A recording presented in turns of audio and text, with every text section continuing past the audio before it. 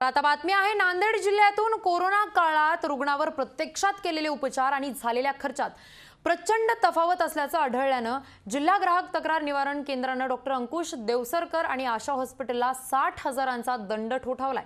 स्वामी रामानंद तीर्थ विद्यापीठातील मध्यमशास्त्र विभागाचे प्राचार्य डॉक्टर कैलास यादव यांचे वडील भानुदास यादव यांना 20 जुलै 2020 रोजी कोरोनाची लागण झाली होती।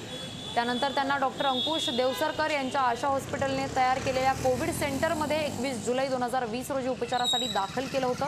उपचारादरम्यान 28 जुलैला त्यांचा मृत्यू झाला। यावेळी रेमडेसिविर इंजेक्शन एकच दिलं असताना 5 इंजेक्शन दिल्याचं आणि बायपॅक मशीन लावल्याचं सांगितलं गेलं। प्रत्यक्षात उपचारात तफावत आढळल्यानं डॉक्टर कैलास यादव यांनी ग्राहक तक्रार निवारण केंद्रात तक्रार केली होती। आमच्या वडिलांच्या मृत्यूस ते कारणीभूत ठरले आहेत आणि त्यांनी वारंवार खोटी माहिती दिली अशी आम्ही एक तक्रार ग्राहक मंचामध्ये दाखल केली होती आणि आदरणीय ग्राहक मंचाने परवा 25 ऑगस्टला निकाल दिला। त्याच्यामध्ये त्यांनी अंकुश देवसरकर आणि आशा हॉस्पिटल यांना एकंदरीत 50,000 रुपये दंड आणि 5,000 रुपये मानसिक त्रास आणि 5,000 रुपये आमच्या या तक्रारीचा खर्च म्हणून दंड ठोठावला।